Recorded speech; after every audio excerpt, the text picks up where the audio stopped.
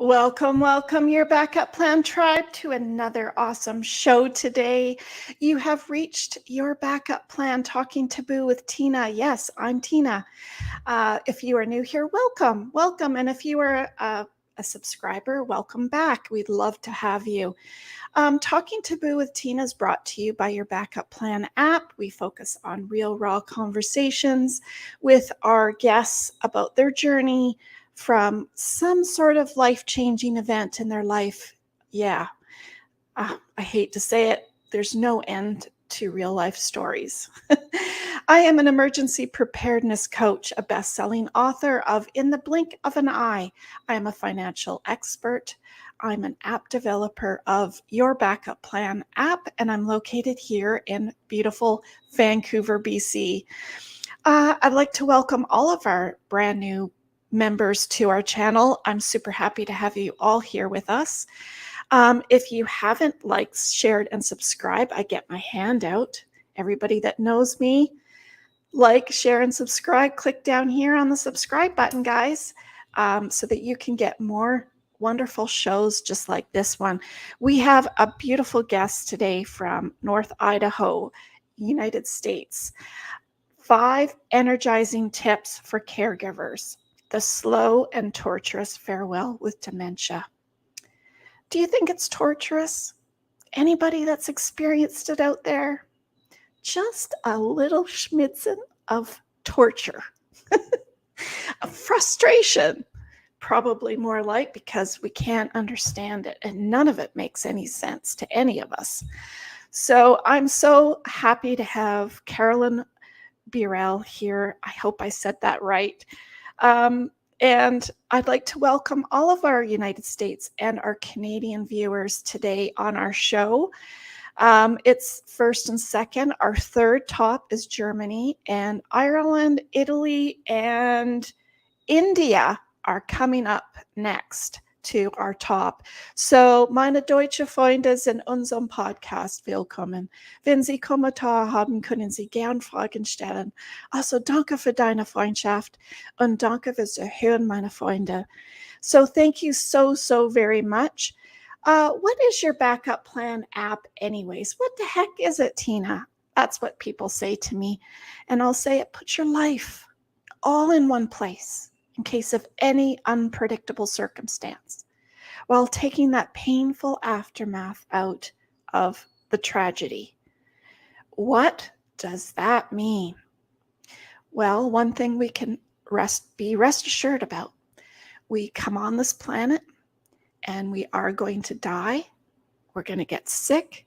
We're going to get disabled. We're going to lose everything in a wildfire, a hurricane, a tornado, or an earthquake. I mean, natural disasters are happening around us all the time. Nobody is Superman, and it won't happen to me. It's just an illusion because we are not Superman.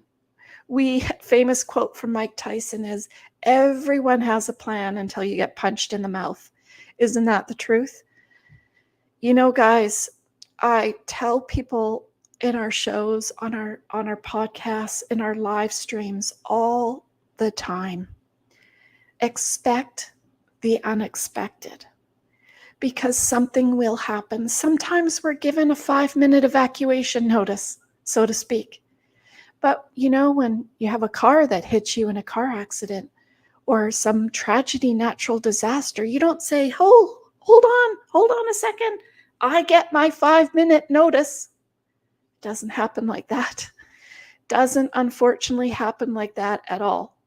And sometimes we're in a doctor's office and the doctor says, I'm sorry, you have X. And your life changes at the snap of your fingers. And that's why I do what I do. That's why I created your backup plan, so that you can get better prepared for whatever it is that's all up in your head, that's in the drawers, it's in the filing cabinets, it's in an office somewhere, it's in the kitchen drawer, it's in the closet on the hallway. Who knows where your stuff is? You probably don't even know. It's like, oh, I was looking for this. Where the heck did this come from? I didn't know I put that there. That's what happens. And so if you're out of the picture, how does your family or friends know where to find anything? Where is your will? Where is your power of attorney? Do you have funeral arrangements done? What if you did do them, but nobody knows where they are? That's not going to be very helpful.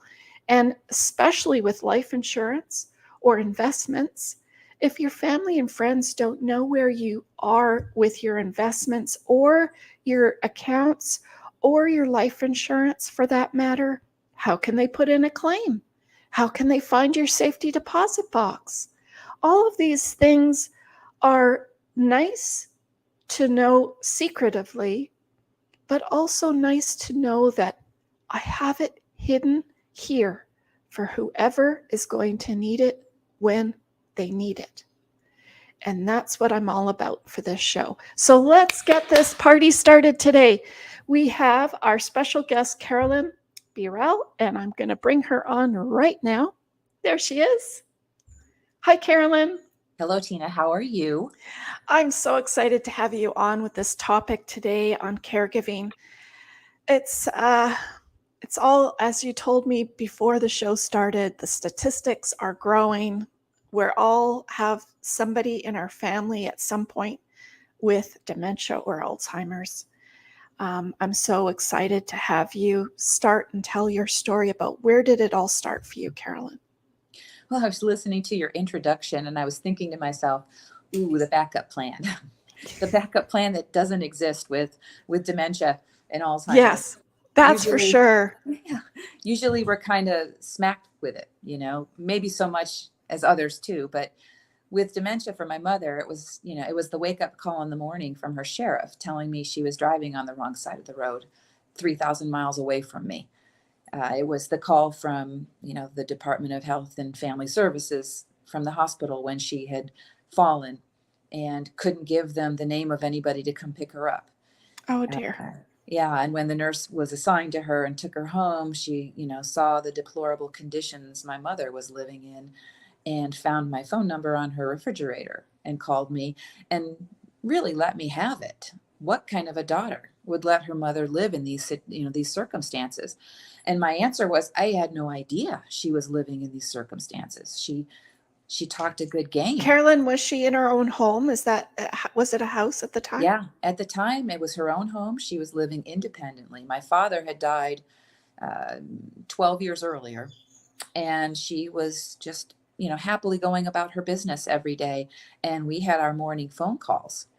But those morning phone calls, I realized later, were fabrications, oftentimes from her mind. And she made up her church visits. She made up her neighbor who she cooked for. She made up her garden. Wow. Yeah. So they can make up stories just as well as forget them.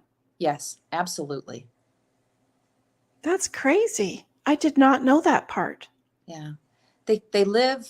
Well, my mother lived in her happy place. She lived in a dream world in the early days, and it was her job to talk to her daughter on the phone, every morning and reassure her that everything was great until it wasn't. Yeah. But how did you know? Well, I didn't know initially. And, looking back with hindsight, I can tell you that there were so many red flags, so many things I should have paid attention to. And quite frankly, I didn't want to see them. I didn't want to acknowledge that she was repeating herself on a 3-minute loop. I didn't want to acknowledge that she was imagining somebody was coming into her house at night. I could rationalize that away by telling her it simply couldn't be true. I didn't want Well, to. especially when you're a woman left alone in a house. I mean, that's kind of normal. You would feel like you were worried. Right. There are things that go bump in the night. Yeah. I would say, Mom, well, was something stolen? Well, no, but my magazines were moved. Well, I think you probably moved them. No, I know I didn't move them. So we did that little round and round dance. And we did that honestly, we did that for years. Yeah, it's crazy. So she didn't know, and being by herself, she had no idea. And you just thought, being on the other end of the phone, that it's fine. she sounded mostly good. That was just my mom getting quirky in her old age. That was how I rationalized it. Yeah, that's crazy. So, did your sister ever go and visit, or it was just you? It was mostly just me. I was the youngest. My brother lived in Atlanta, which was 2 hours south of my mother's rural North Georgia town, and my sister would have to make a drive from upstate New York, and she managed to do that once a year. But she had a full-time job and 2 kids, and it was a difficulty for her. Yeah. So for me, at the time I lived in Atlanta, it was my weekend thing to do. I pretty much went up there you know, several times a month on my weekends, and just checked in on her until I finally moved west to Idaho. And she assured me that it was fine for me to go. I had reservations about it, but even then, she was driving her car and grocery shopping and paying her bills, just seeming a little, just the word quirky, was always there. Hmm. So, how did you overcome? It just progressed over time. Then. Yeah. The wake up call in the morning, early that one morning from the sheriff, telling me that my mother had been driving on the wrong side of the road and cutting people off with her car. That was my big shocker and my big push to do something, including Mrs. Bream, who called me from the Health and Family Services when my mother couldn't recall anybody to come get her from the hospital when she had had her fall. Hmm. So those two things were what put me into action with my sister. And we flew to my mother's house and basically tricked her and said, "You're going to go up with my sister and stay with her for a couple of weeks. And then you're both going to fly out to Idaho and visit me for the summer." So Oh, my that job, sounded all right. yes, it sounded all right. And she was so confused by the whole thing. We just kind of shuffled her off into the car. I waved goodbye and off they went. Then it was our time to get her house emptied, ready for our sale, and move her best things to Idaho and set up house for her there. But when you're doing that, how did you take over? You'd have to take over the bank accounts and that type of thing. That It was a was difficult. slow piecemeal kind of thing. We didn't have the backup plan that I wish we had had. I couldn't find her Medicare card. I couldn't find her driver's license. We didn't know how we were going to get her on the plane from New York to Idaho Yeah. because we couldn't find any identifying information. I had to call the airline at the airport rather and talk to security, and I had an expired driver's license with the corner cut off of it, and I had an application for a birth certificate that had been photocopied, and they said bring them and hope for the best. Oh dear. That's kind of not very good. it But was you it was got her through. Terrifying, yes. And midway through, my sister called me while we were unpacking the U-Haul trailer and trying to get the house ready before they landed in Spokane, Washington, which is our airport. She called me in Phoenix and said, "We're at our connecting flight and mom won't come out of the bathroom." So she was worried she wasn't going to get her back on the flight, the last half. And here I am, I'm standing on a ramp, walking down the U-Haul trailer into the house in the pouring rain with my phone in my ear and my box on my hip. And I just said, "You know what? She's yours then." Deal with it. That somehow got her out of the bathroom on the flight and to Spokane, Washington the following morning. Sisters are great, aren't they? It was all I could do, just not to burst out into tears. I didn't know what else I could do. You've got to get her on the flight. Yeah, because you're dealing with this stuff and Yes, you and have it's to deal with that raining. stuff. And yeah. Did she, what was that like after she finally landed and you got her near you? Did That's she worry about her stuff? Like, because they don't like change, I guess, right? So, absolutely not. And I took such great pains to set her little house up as close to her house was in Georgia, with her couch and her coffee table and her quilts on her bed. And we had it set up so adorable. And we walked through the front door from her flight and the 2.5 hour drive home. And she looked around and she said, "How did they get my things?" That is what she said. And I remember stopping dead in my tracks and realizing that very moment that this was way worse than I had ever anticipated. That this was not, this was dementia, and I hadn't even said the words yet. And you had no idea. I didn't. I had ways of, rationalizing every little bit of it away. I had ways of putting blinders on. And the people I've talked to since then and the things I've read since then, it's a pretty common thing. It's the kids who are now adults who find themselves parenting the parent, and their parent is exhibiting behaviors that are so uncomfortable to us kids who they raised. It's out of character. It doesn't make sense to us. The sky is not purple, and we know that, but our mother is telling us that it is. So I think our first and foremost need is to get rid of that, find a way to squelch that behavior. And it's also our first mistake. But if we don't know what we don't know, I mean, that's exactly right. We don't know what we don't know. And as a new caregiver thrown in the mix, it's your job to find out as quickly as you can, because they're not going to slow down for you. no, they're not changing. It's just progressing. And I guess it progresses at different, slow and fast, right? You Absolutely. just don't know which one you're on.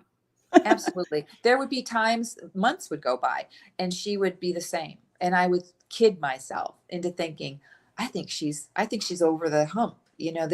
We're doing all right now. And I'm managing her moods and her behaviors. And then something would happen and she would just throw me a curveball, and we would go into this new stage. And this new stage would be worse than anything I had experienced. And now I had to get used to that and figure out how to deal with it. And this was a constant thing for the 8 years that I had my mother in my care. Is it like every 6 months? Or is it kind of like when you realize that, oh, this isn't so bad, I think I can do this, and then bang, it changes. I wish I could tell you that it was on a schedule. It's definitely not. I likened it to a bell curve. We would climb, and get used to things and handle all of the different things that were happening. And then we would kind of plateau and scoot along and find our way, and it seemed okay. And then you just start plummeting down the other side, and all hell would break loose again. And you would just be picking up the pieces, always one step behind, trying to manage this person who was quite unmanageable. And as we talked about, Carolyn, before the show, that age group, which is huge for all of our generation, that's, I guess it's 19, maybe 40 and older, I'm guessing. Yeah, the statistics for the baby boomer generation is, as of just last year, our first baby boomers are hitting their 70s. And that is the prime time for dementia and Alzheimer's and the other dementias to rear their ugly heads.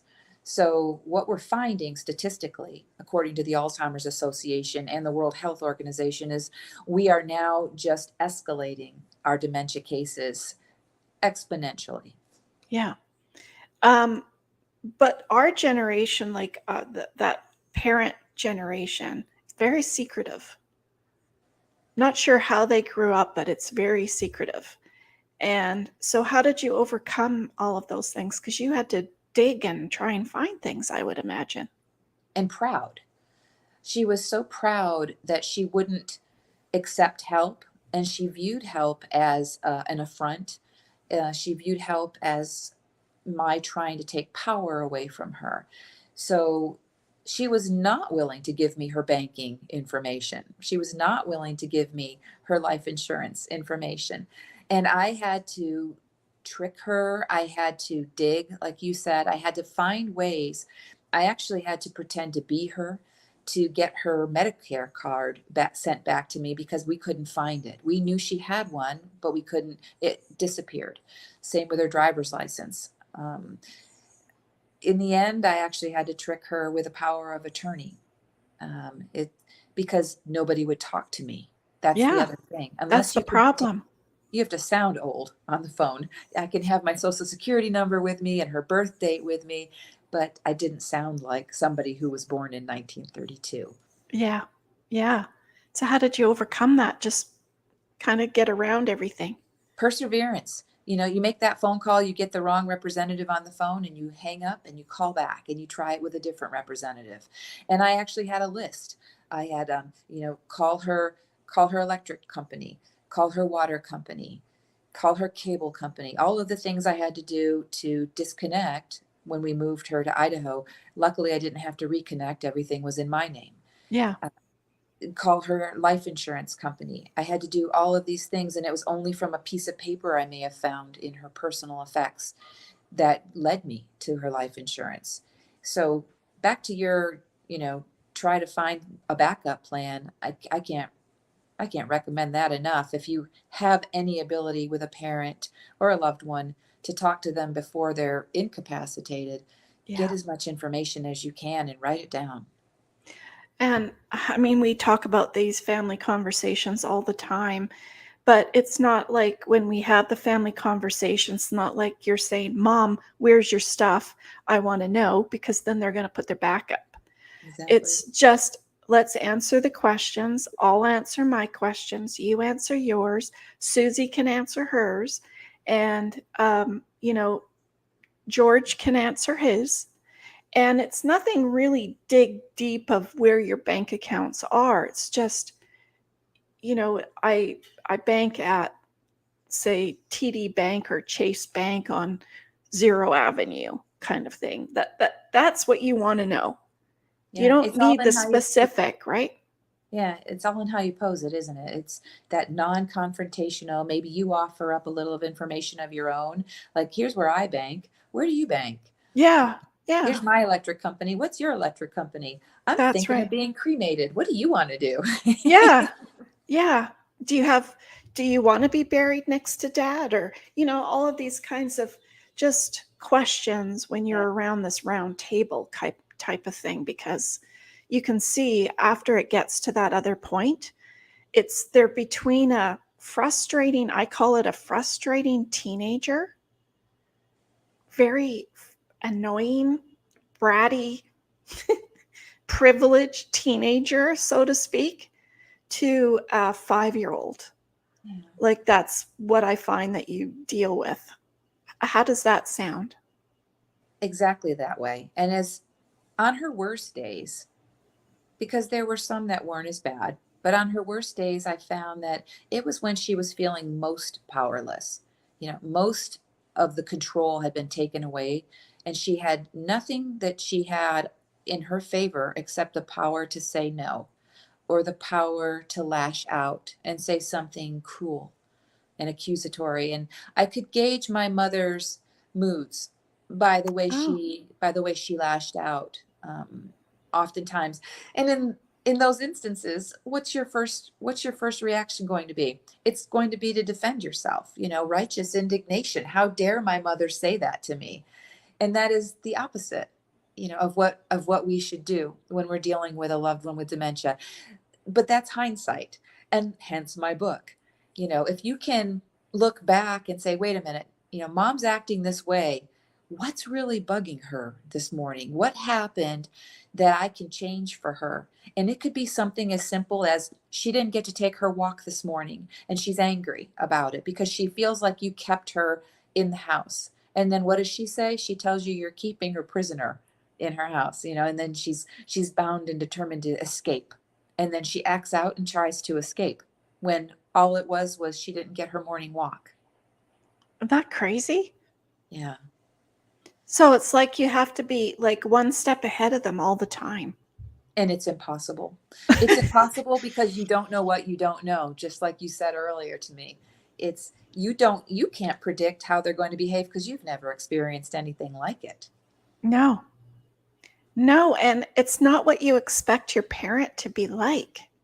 Yeah. This Like, angry, accusatory brat. because they don't make any sense, but they think they know everything. It's true. And you don't stop being their daughter. For me, I was still my mother's daughter. My mother had a sense of control over me. She was the matriarch of the family. I listened. I didn't lie to her. I didn't disobey her. So all of these things were happening in her mind. Imagine what it must feel like to see that the daughter you raised is now lying to you because she's convinced I'm lying. She's convinced I stole her car. She's convinced I closed her bank accounts. Well, which I did. But you so because of this, she knows something's wrong. She knows I'm the culprit, and she is just livid that she raised this daughter to be obedient and respectful, and I'm none of those things in her mind. I think they lose control. And For I sure. think that's the worst part for them, I think. Yeah. Something's not right in their minds. They don't know what it is, but something's not right. And then they get busy trying to rationalize that. They get busy trying to find an answer to make it make sense to them. And it could be something as off the wall as there's somebody breaking into my house every night. Now, windows haven't been broken, doors haven't been left open, but somebody's obviously broken in, somebody's obviously stolen her jewelry. And lo and behold, she finds it the following week because that person must have broken in and replaced it and put it Oh, back. because they So, can't be wrong. mm-mm. Isn't that funny what our brain does? Yeah, it's a sad state of affairs, dementia is. Did you ever find that, or do you talk about this in your book, about how that person with dementia might, anything that was a hint of them in their life is like now huge? So what I mean is, like, if they were always scared about someone breaking in or somebody taking something or someone breaking something, or everybody has their thing, like getting lost or whatever it might be. Is that emphasized now? Yeah, my mind is going as you're asking me this question, and I'm thinking, so for my mother, a couple of things. Number one, she was the baby holder. She loved the baby. So if in church, if there was a young mother there with two little kids and a baby on her hip, my mother would just take that baby and say, "Go ahead, you run after those two little ones. I'll watch the baby." And that was just my mom's thing. So one of the Christmas presents I bought her one year when she was in her assisted living facility was an anatomically correct baby doll. It Mm. weighed 8 pounds. It had hair. It had eyes that opened and closed, and it had skin that felt velvety to the touch. And it was the best gift I ever bought her. It kept her busy. It kept her just in this loving, nurturing frame of mind for months and months. It was just the best thing because we were going down this rabbit hole at the time of her telling me she wanted to go home. And she would just pummel me with questions as soon as I walked up to her about when was she going home. And it was so hard for me to try to come up with another lie, Yeah. a distraction for her. So this baby doll was wonderful. Another thing that was particular to my mother was we were raised, if you didn't have something nice to say, you didn't say anything. And that was all through my life, all through my childhood, my teenage years, my young adult years. But my mother, as soon as she got dementia, lost that filter. And things came out of her mouth that I never would have thought possible. And I was shocked all of the time because she would say them and just look at me as though, what did I just say? And I had to sit there and have these feelings toward my mother, who was behaving in a way that was so distasteful because she had raised us never to say those sorts of things. And here they were coming right out of her mouth. In the open. In front of people that could hear them. It's like, oh. And don't ask me for examples. Oh, we probably all know. I've heard a few myself. And you're like, where did that just come from? Mom. My gosh. And sometimes it can be like super political or or very religious kind of things. I think, like you said, it has to do with their background. If there were a tinkerer, I've heard a lot that with dads, they love to tinker. And one way to keep them busy when they have dementia is to give them something that they need to take apart and put back together. Whether they do or not is another story, but they'll sit there and fiddle with it for hours on end. For my mother, it was, feeding her baby doll. That poor baby doll had peaches and pudding in every orifice possible. She found a way to stick that in their ear. You know, it was it was just but something that she focused on. but whatever made her happy was fine. We would I watch had a that. client that was put in a long-term care facility, but she was like the one sent from heaven, because she thought she died and basically went to heaven, because when she went for breakfast, it was all done for her. She just sat down. She was Wow. like she thought she was a queen. Like, she did Wow. not know how she didn't have to do her wash. She didn't have to make her bed. I mean, it's really you're a queen. Her caregivers must have loved her because she was probably a pleasure. Yeah. But then there's these others who test every little bit of you. What did you have her at home for a little while before you put her in the care? I did. When I moved her to Idaho, I thought that I was putting her in a little house right up the street from me. And I checked in on her 3 times a day. We had our meals together. And that was my intent, to keep her in this home, until she passed away, however long that would be. She was going to live out the rest of her days in Bonners Ferry, Idaho. And it was 6 months. probably a good idea, actually, right, Carolyn? Because she's just down the street. She still has her independence, you're thinking, and At the it's time, not too big of an adjustment and right. that type of thing. And I promised my mother never to put her in a home. Another generational thing. I think if you ask anybody in our age group, our parents are now in their 70s and 80s, what is the one thing they've always said? Don't put me in a home. Yeah. Their idea of a home, of course, is what we see in horror movies. People strapped to their chairs, and that's changed so much. You don't see that as much as we've been taught. But we've all promised, I know that, that we're not going to do that. But there's 24 hours in a day, and those 3 hours and 3 meals that I was able to spend with my mother were not enough to keep her out of trouble. What kinds of things was she getting into? She was a walker, which is why I named my book Walking with Faye.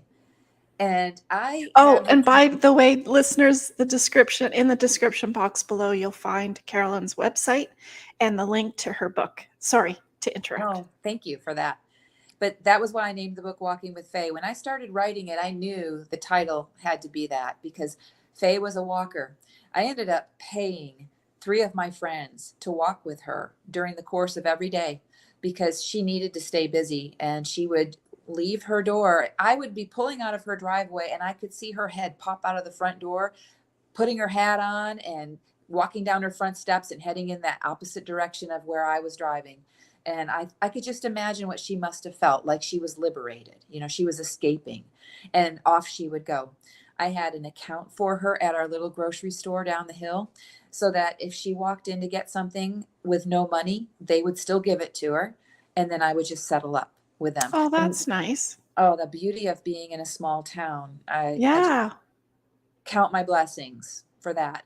I would have people call me or text me at any point during the day and say, "Hey, Faye's on the hill. I just saw your mother walking down the hill with 2 gallons of milk in her hands." She was erratic about things like the gallons of milk. She didn't put them in the refrigerator, because as soon as she closed that door, she would forget that there was something behind it. So she would leave her gallons of milk on the countertop for her coffee. And at the end of the day, we had this sweating, swelling gallon Oh, of milk, and she'd open it, make a mess, and put her hat back on and head down the hill for another gallon of milk.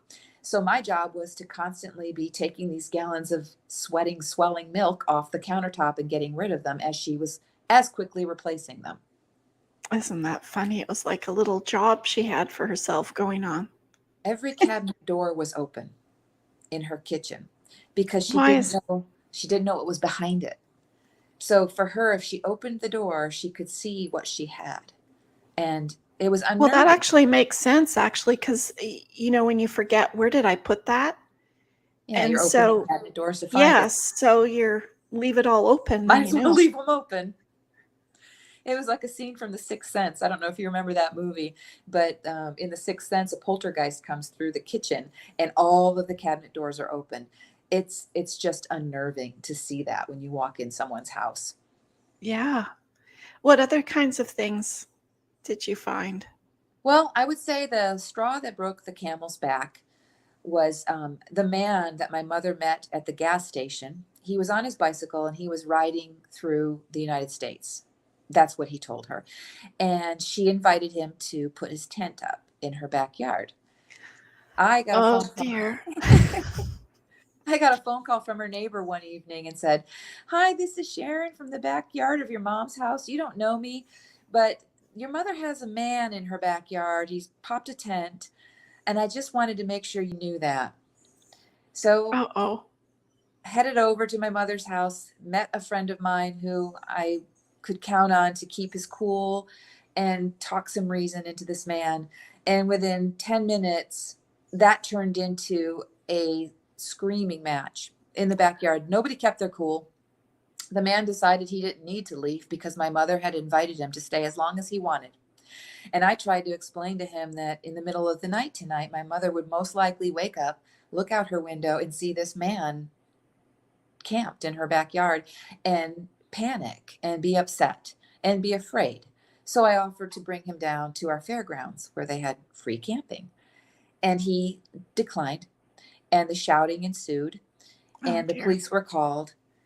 And my mother came out to see what all the noise was about and looked at me and just started screaming at me that it was all my fault, that I had done this, that I couldn't leave her alone. And the police told me I should leave so that my mother would calm down. And they arrested the man because he refused to show them any ID. Oh, Right. And when they did a search, he had a warrant out for his arrest. So in the end, my indecision at what I should do and my regret over doing it and causing my mother such grief was the best thing I could have done. For all I would have known, this could have been an episode on 2020. Who knows what would have happened had I not intervened. But the next morning, I was terrified to go back to my mother's house because I was sure she was going to meet me at the door enraged. So I brought yeah. her donuts. And when she opened the door, I handed her the donuts and she looked at me and said, "I think I'm mad at you, but I can't remember what for." Oh, thank goodness. I just ruffled her hair and said, "Come on, let's go eat some donuts and have some coffee. I don't think you're mad at me." Oh, my goodness. That would have been a terrible story. Yeah, yeah, it could have been. And it's a good example of how we doubt ourselves. When our parents or our loved one is not in the full throes of dementia, they're in the early stages still. They're lucid most of the time. They can have a conversation with somebody on the street and nobody would know the difference. And then they might slip and say this one thing that doesn't seem quite right. And that's enough for you to scratch your head and say, is something going on with this person or isn't it? And that's what is happening to the caregiver. We are always unbalanced. They keep us, on eggshells, and we don't know if we should get too involved. We want to give them their independence, or are we being Controlling. irresponsible, or are we being irresponsible by not getting involved? Are we letting them get themselves into too much trouble? Are we putting their health at risk? Is my mother going to get hit on the side of the road by a car because she's not looking both ways when she crosses? But can I keep her locked in her house? These are the dilemmas we face. Yeah. And what is the right answer? I wish I had the right answer. I say to anybody who's listening, I say, educate yourself and gather your friends and gather your A team and try to have people on the standby if you need them. You know, if somebody needs to go check in on your loved one and you're not available, have that list of people you can call and count on. But you are going to be one step behind this thing. You're never out in front of it. One thing you didn't talk about is you've talked about how it's affected you, but how do you think it's affected your sister and your relationship with your sister, as well as your spouse or a partner, if any listeners are out there? It's not just about you dealing with this, it's the whole works is It's the dealing with butterfly this. effect, isn't it? Yeah, it just goes outward from there. Your day affects the people that you interact with. Um, One of the things I mentioned in the book was poor Robert. He was my boyfriend at the time, and he was suffering through this whole thing with me, from the trip out to Georgia to pack the house up to unpack the house in Idaho, and all of the shenanigans my mother found herself in through those 8 years. And all I can say is try to be kind to your partner, try to communicate. Your partner just wants to help, and oftentimes they're probably not going to help you in the way you need. They're going to give you advice that you don't want, that isn't asked for. They're going to sound judgmental to you, especially when you make a decision and it's the wrong one and it blows up in your face. And it's so easy for them to say, I told you so. I told you not to do that. I told you should have done this. Those are human actions, I think, human reactions. Yeah. All I can say is try to communicate and try to understand that your loved one is coming from a place of love. Your partner, your friends, they just want to help. It's up to you to try to find a way to get them to help you in the way that you need. And that's communication. That's true. And research, like you said, to understand it a bit better. Right. Yeah, I was so busy batting back the tennis balls. You know, she was that machine on high and she was firing off. And I swear I could get one thing handled and another tennis ball came whizzing at my head. And I was in such a state that I could burst out in tears in the grocery store. You could say, "Hey, how you doing, Carolyn?" Out they would come. It took a long time to get through that. So that's how it affects you. So it affects you in your work, because Sure. you might still be working at this point, right? Or you might be Absolutely. self-employed. Absolutely. You got to get up in the morning, and not only do you have to check on your loved one, you have to get yourself to work on time. You can't afford to be fired. You know, that's a responsibility that you have. So we're back to, how many people do you need to be for this person that you're caregiving? That's when you need that A team. You need that list of people that you can count on and ask them to do one thing. When that friend says, "Hey, is there anything I can do to help?" Pick one thing. Don't overtax anybody, but maybe ask them, well, what are you good at? Is it stopping in to see my mother? For me, I had one friend who just loved to walk. So she became my mother's walking buddy. I had another friend who loved to do crafts. So she became my mother's crafting buddy. It's the little things, and it might just be one stop in the day that Yeah. they make, but it helps you.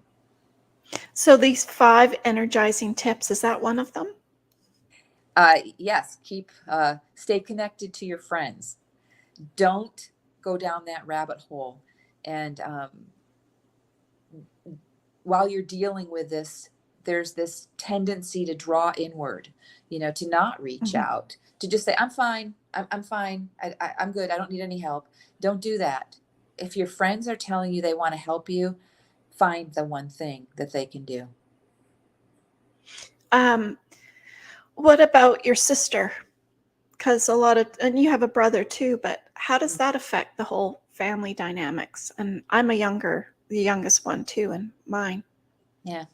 Family dynamics are a funny thing. They've been written about when it comes to dementia, and statistically, when there are more than one sibling involved, it usually falls on one. It's not necessarily the youngest, and it's usually unpredictable. You don't know who it's going to fall on, but the others tend to sort of step back. In my situation, mine stepped back. My sister was a huge help on the front end, but never came out to Idaho in the 8 years that my mother was with me, and neither did my brother. I think that they were unnerved by her. Calling her and having her pummel them with these questions and accusations that they didn't know how to answer made them very uncomfortable, just like it made me uncomfortable, but I was stuck in it. And Yeah. I would reassure them, and I'd say, it's okay. If mom asks you when you're coming to visit, just tell her you're coming soon. Tell her you're putting in for your vacation. It won't matter. She won't remember it. So just Yeah. tell her what she needs to hear. And they would say, At the moment. but we're lying to her. And I would say, it's okay. She doesn't know you're lying to her. Just tell her what she needs to hear. And they never could get comfortable with that. So the phone calls became fewer and fewer. And I would just update them with emails or a phone call, and they left me alone to handle it. I think the hardest part is allowing them their independence, but by still giving them the security. That's a hard thing to manage. It's viewed as an intrusion. Anything you do to try to keep anything I did to try to keep my mother safe was viewed as an intrusion, that I was being overbearing, that I was being controlling, and how dare I? She Yeah. wanted to drive a car. Where's her car? Why did I take her car from her? So in the end, I lied about the car, and I told her it was in the shop, that she must have bumped into something and they needed to straighten the car out. And I was scared to death that day when I told her that story, because I was sure she wasn't going to believe me. And it was sort of the introduction for me of the therapeutic fibbing that I had read about. And that is telling them what they want to hear. You're fibbing, but it's therapeutic. And I could tell her that story about her car 6 different times in one conversation, and every single time she accepted it, and it calmed her down. She'd rev back up again because I think she would be operating on a loop. And she would say, where's my car? I want to go grocery shopping. I can't go anywhere. I need my car. And I would tell her the story again that I had just told her a few minutes earlier, and she would calm back down again. That's so hard, isn't it, Carolyn, for how you're brought up to not lie to your parents. And so that's like it just eats at you, doesn't it? Just looking at her in the eyes was hard for me, because I was lying. And for me to look straight at her and keep a straight face and tell her that story took so much practice. Now I got good at it. Yeah. But it's hard for a while because So you're hard. so used to not doing, like, it was ground in us not to do it. Absolutely. Boy, oh boy, if they only knew. I used to say that if my mother knew what she just said was ever going to be said from her mouth, she would be mortified. Was there anything fun or funny that came out of anything? So tip number 1 for caregivers and how to energize yourself is to find the humor. When you're in it and they're doing these things, my mother climbed up into a cherry tree because she wanted the better cherries that she couldn't reach. And I couldn't get her down. My reaction at the time was to be angry with her and stern and tell her she's making herself, vulnerable to a fall. And I needed her down this instant. That didn't go over well, and it didn't get her down. And if I had kept the humor at the time, I probably could have gotten her down a lot sooner, because in the end, what I said was, okay, well, I have a bucket of fried chicken, mashed potatoes, and coleslaw in the house, and I guess I'm going to have to eat it all by myself for dinner because you're up there in that tree. And that got her down all by herself. Just I like walked a into the kid. house just like a child, but I found the humor in it, and I played her game, and we had dinner.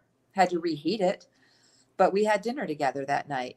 So humor is a big one, trying to find it at a time when you're the caregiver, you're in charge of them. And they're not doing what you want them to do. So the tendency is to be stern, Mm-hmm. huff, huff and puff. And how dare they? And I don't have time for this. You know, Well, because if you it's can like get past it. games all the time. That's the frustrating part of it, isn't it? Like the child testing your will. Yeah. Mm-hmm. Yeah. What's tip number 2? Tip number 2, try to eat healthy. And it sounds like a very simple thing. We all try to eat healthy every day, don't we? But when you're feeling exhausted and stressed out, for one thing, you don't want to cook for yourself.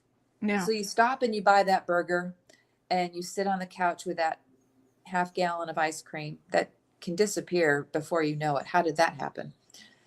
But then you wake up with this belly bomb, and headache, and you feel terrible, and you still have to deal with this loved one that you But that it you tastes really good need. at the moment. It did. And, I suppose they're contrasting pieces of advice, on the one hand, treat yourself, but take care of yourself, take care of your health. You need to be on your A game. You need to feel good. You don't need to be tired and exhausted, because they're going No. to take care of most of that for you. They're going to play into that. So you need to kind of have yourself together. And tip number 3? Keep your doctor's appointments. Another Oh. simple thing, keep your dentist appointment. I was going to cancel my annual exam because of my mother, and I went anyway. I didn't have time for this. I was fine. I knew I was fine. I got there. They weighed me. I was 10 pounds under. My heart, my pulse was high, and my blood pressure was up. Uh-oh. And I'm a healthy individual. This didn't make sense. And when my doctor came in, she looked at me and she said, "What's going on? These things are happening." And I looked at her and I said, "I'm fine. I'm fine. Nothing's going on." And she said, "Are you under like any kind of stress? Is anything new happening to you?" And the floodgates opened. And we spent the rest of our appointment talking about what was going on with my mother. I never did get my pap smear. I never did get my breast exam, but I did get a prescription for 6 months of Prozac. Oh. And I kept that bottle in my drawer like my dirty little shame, that I took every morning for 6 months, because I was embarrassed about it. I don't take ibuprofen, so for me to take this prescription of a mood altering drug, or whatever you want to call it, it got me through those terrible 6 months and back onto even keel. Mm-hmm. And I will always remember that appointment I had with her. That's a really good tip, actually, to see if there's something that can alleviate that stress. She called them emotional eruptions. That was what I was experiencing at the post office, at the grocery store, whenever anybody asked how I was doing, and tears would come burbling up. I was experiencing emotional eruptions, and I was just having a really hard time getting through my days. But that's like grief, though, too, isn't it? That's what she said. Really... She said, "You are watching your mother fail."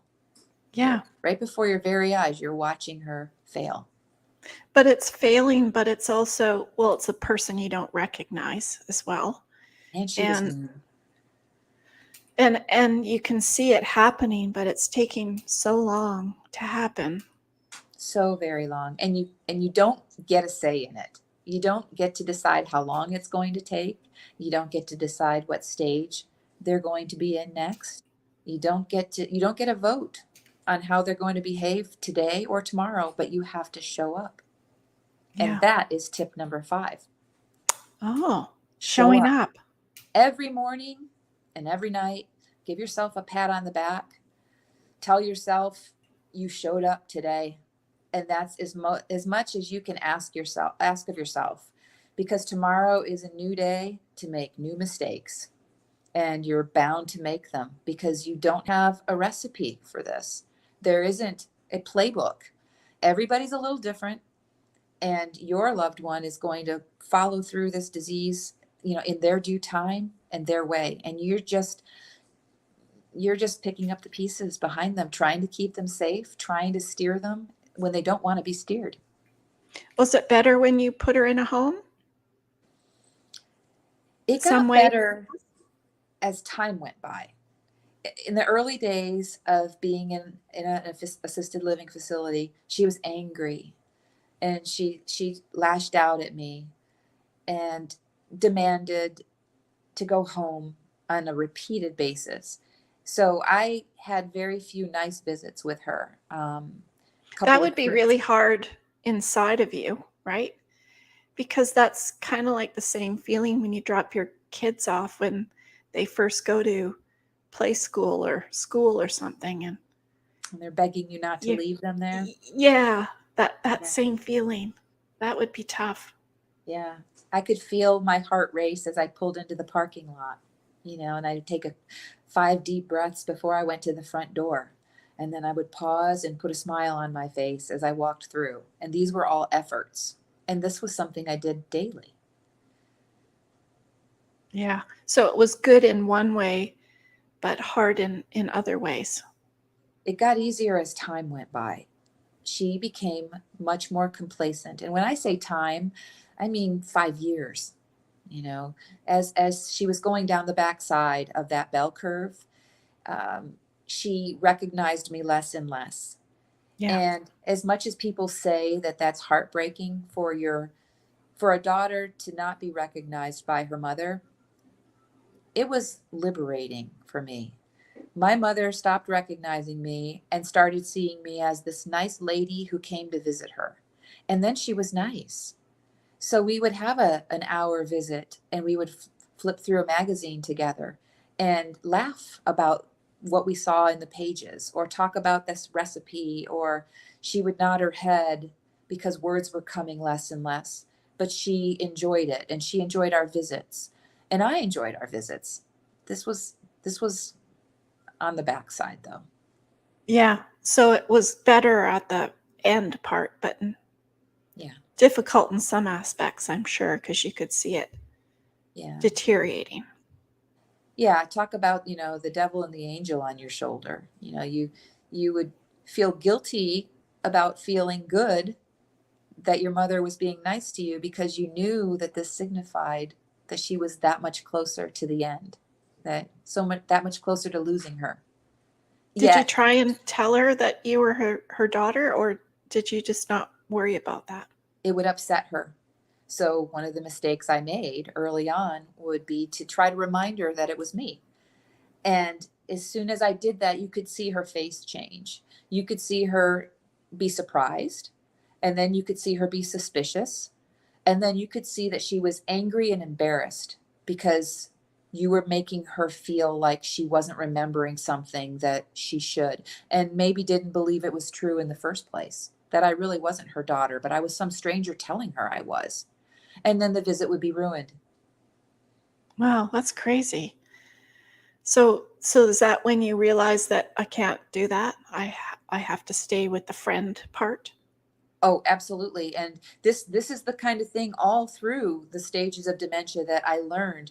It was, distracting them when they were upset, therapeutically lying to them when they wanted to hear something different than what you were about to tell them.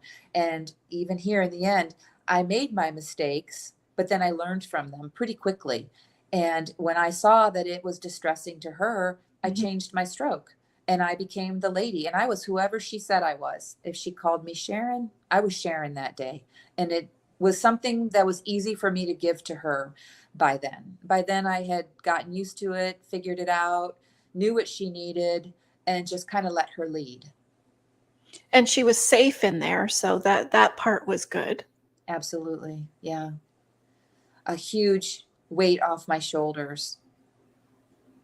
But the guilt doesn't leave. Every day.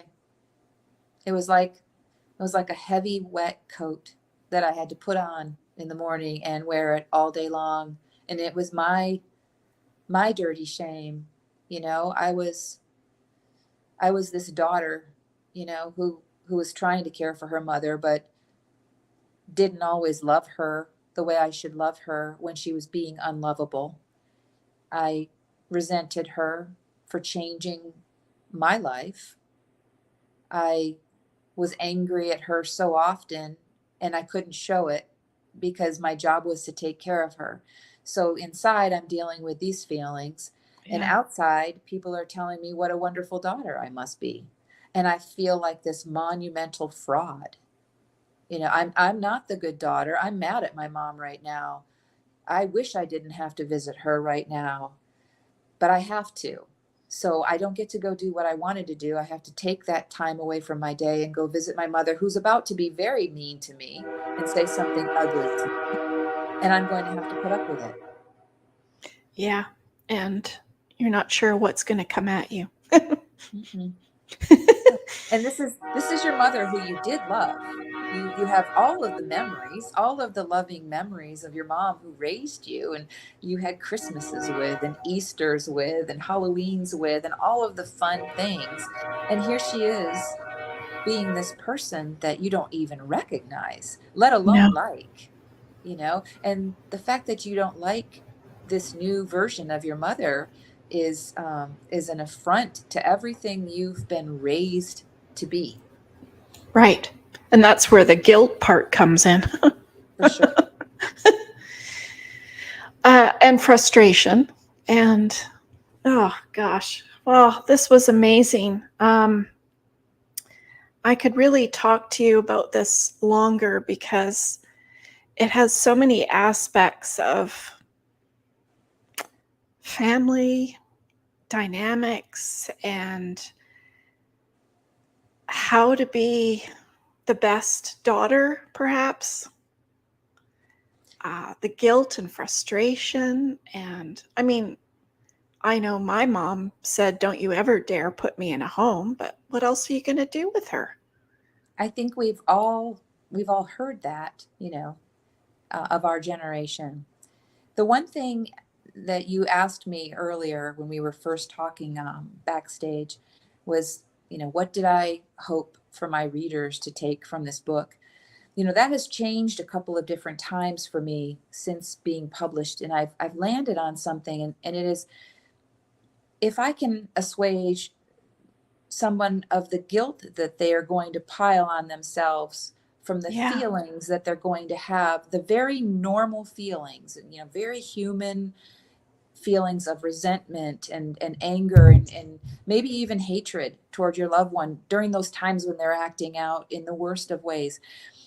From reading this book and understanding different ways to deal with it, maybe different ways to get a better reaction from them, after their loved one is gone, they don't get a do-over. They don't get to try it again. They need to do that now. They need to try it a different way so that their end result is more positive. Because when my mom left, I just wanted one more chance. I wanted one more chance to try it a little differently. And maybe I would have loved her more sincerely at the time that I needed to, not just taken care of her out of a sense of duty, and to be left with that kind of guilt after they're gone and you don't get a chance to remedy it.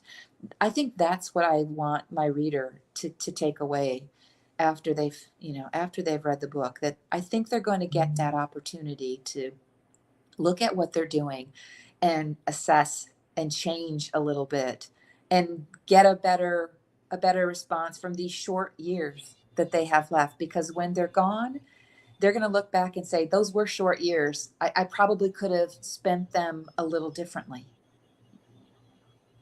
When's the right time to put them in a home? How did you make that decision? For me, it was realizing that her her actions were becoming more and more detrimental and harmful to her. When I realized that she put somebody in her backyard, a strange man. You might say, well, Carolyn, that was an easy one. What took you so long? Probably should have done that sooner. But I was busy trying to give her independence. I was busy Yes. trying to not take that away from her, the one last thing she had. When she started crossing the highway on her own, do I want to keep her from going to the grocery store and getting her gallon of milk? No, I don't want to keep her from doing that. But now she's crossing over and I can't have that. When she started burning her neighbor's mail on her coffee table, you What? can't light a fire in your living room, Mom. Why was she doing that? And where did you get those matches? She was doing that because in her mind, her neighbors were watching her. And by taking the mail out of their mailbox, somehow she was keeping them from watching her. And Oh, honestly, you're asking me to make this connect the dots, connection. But that was what her explanation was to me. She said, my neighbors are watching me, but if I burn their mail, they're not going to be able to find me anymore. So I want it to stop. oh, And that was what she said. All I cared about was I walked into her house and the place was full of black smoke. wow. Yeah. And then you have to find a place for her that will take her and that has a bed and has everything that you feel comfortable with, which isn't easy as well. Oh, and it's a whole nother topic because you have to find a place for your loved one that you feel comfortable with, but they also have to accept your loved one. And there's an application process. There's also a waiting process. And the first place I wanted my mom to go declined her because they told me that, in their opinion, she was a problem senior. Yeah. Because I told them all the stories. So by telling them all of the stories, I actually gave them a little bit too much information. In the end, as disappointed as I was that she didn't get to go to that first place, I see now that she would have been ejected from there. They would have given me her termination notice quite quickly. She wouldn't have worked out well. I didn't know they could do that. Oh yeah, my mom was in four homes. The fourth home was her final. Oh. Yeah. They're equipped to handle a certain level of the aged resident, and some are not as equipped as others. Some don't have as many staff. Some are more just assisted living, but you do need to be able to, bathe Take your yourself. pills and Yes, you need to be able to take your medicine on your own. And that's one level. But then there's another level of care. So if you can't find a place that graduates them, you're going to find yourself having to move them. Yeah, true. Wow. I could have you come back and we could talk about this whole other subject. So much. Well, thank you, Carolyn. Thank you, listeners. I hope that, you've gotten something out of this craziness today that I'm sure anybody that's dealing with this or have dealt with this type of thing in their life totally resonates with. It's just everything that you've said. It's just progressively getting worse and worse. It just seems like it starts with these little things that you notice and then just gets bigger, right? It's just, and you don't know every day when you deal with it, whether or not is there going to be what's going to happen tomorrow. In life, like you said in the beginning of your podcast, there's no predictability, is there? Whether it's a doctor's office visit that you find out that you have some incurable disease, which dementia is, but you just don't know. You don't know what life brings you. So that's what makes your podcast quite valuable, isn't it? It is, because especially during COVID, we've all experienced these weird, strange, natural disasters to sicknesses, and now there's monkeypox. Like it just doesn't end. Sure. And the elderly are, sometimes not. They don't even have to be in their 80s or 90s. They can be in their 60s, and it's happening. So, yeah, it's a real thing out there, and I thank you, Carolyn, for coming on and sharing your experiences and your humor to all of it I which, really like you enjoyed said, talking with you. oh, thank you. Thank you. It was a real pleasure to have you. So please take a moment. I hate to end my podcast because I could talk more with Carolyn, and perhaps we could have her come back on in a few more months. Take a moment and subscribe to our channel. Get down with my hand down here and click on that subscribe button.